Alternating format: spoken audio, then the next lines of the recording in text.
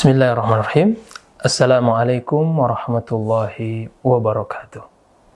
Alhamdulillahi rabbil alamin. Wassalatu wassalamu ala asyrafil anbiya'i wal mursalin Sayyidina wa maulana Muhammadin wa ala alihi wa ashabihi wa mawala, amma ba'd.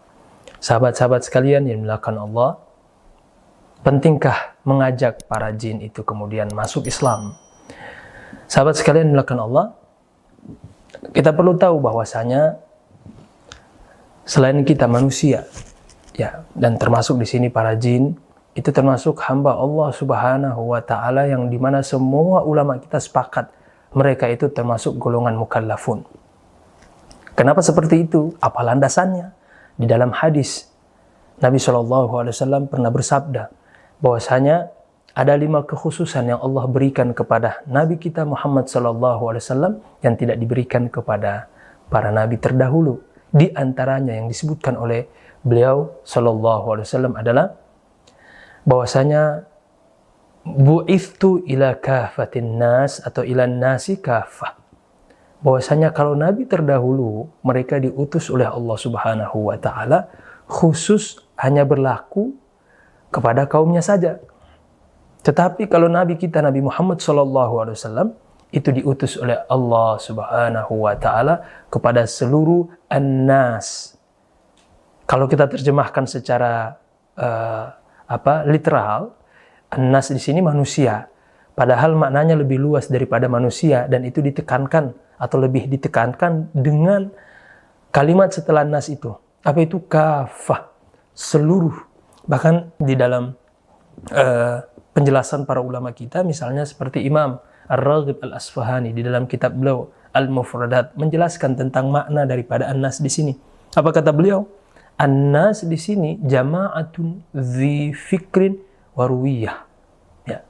Yaitu manusia, disebut manusia itu ketika dia terpenuhi 2 karakter. Yang pertama adalah dzi fikrin, yang memiliki akal, yang memiliki pikiran. Yang kedua, mereka yang memiliki rasa. Maka tidak ada makhluk Allah di muka bumi ini yang memiliki 2 karakteristik ini kecuali manusia dan jin. Manusia sebagaimana Allah lengkapkan atau Allah lengkapi kita dengan akal pikiran, juga para jin Allah berikan mereka akal pikiran. Dan juga sebagaimana kita, Allah berikan rasa, intuisi. Para jin juga diberikan rasa, intuisi. Sehingga masuklah mereka di dalam hadis ini, berlakulah bahwasanya Rasulullah SAW diutus kepada kita manusia dan juga kepada jin. Dan itu juga di dalam ayat atau firman Allah Subhanahu wa taala lebih dipertegas lagi di dalam surat Al-Jin, di mana Allah Subhanahu wa taala berfirman, menceritakan, menghikayatkan tentang kisah 7 golongan utusan dari kalangan jin yang diutus untuk menghadap kepada Rasulullah SAW mendengarkan lantunan ayat-ayat suci. Nah, apa jawaban mereka atau ke-7 utusan ini yang menghadap kepada Rasulullah? Ya, setelah mereka mendengarkan lantunan ayat Allah Subhanahu wa taala, mereka kemudian mengatakan fa'amanna bih walan nusyrika bi rabbina ahada. Kami beriman dengan apa yang dibawa oleh Nabi Muhammad SAW dan kami tidak akan melakukan kesyirikan. Kami akan mentauhidkan Allah, Tuhan kami.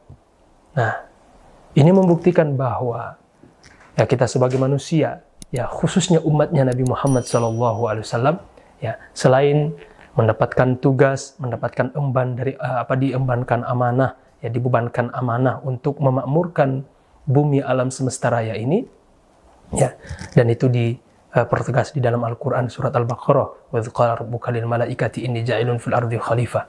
Selain menjadi khalifah untuk memakmurkan alam semesta, juga kita khususnya umatnya Nabi Muhammad SAW, umat akhir zaman ini punya tugas yang cukup berat, yaitu apa?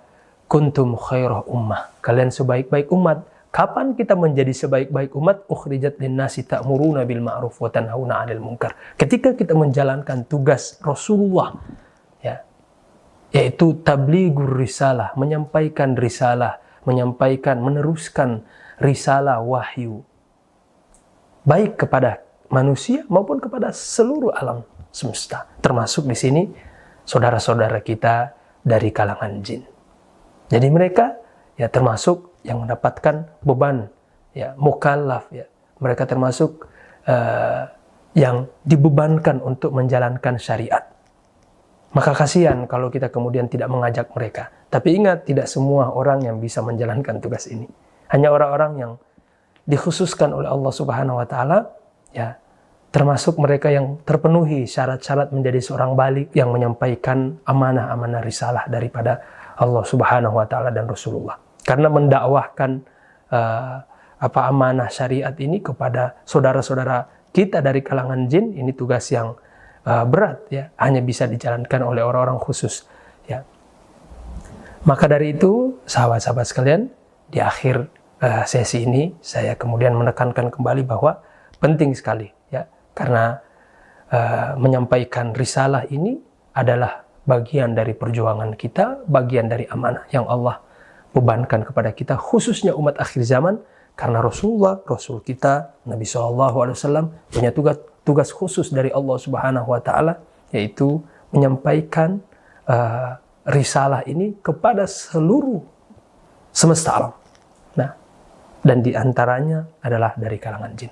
Maka siapapun yang terpenuhi syarat-syaratnya sebagai seorang balik, ya silahkan. Ya, siapa tahu kemudian ada saudara-saudara kita dari kalangan jin yang tertarik ya dengan wasilah saudara-saudara ya, tertarik untuk masuk Islam, ya tertarik kepada Rasulullah, tertarik dengan risalah yang dibawa oleh Nabi kita SAW.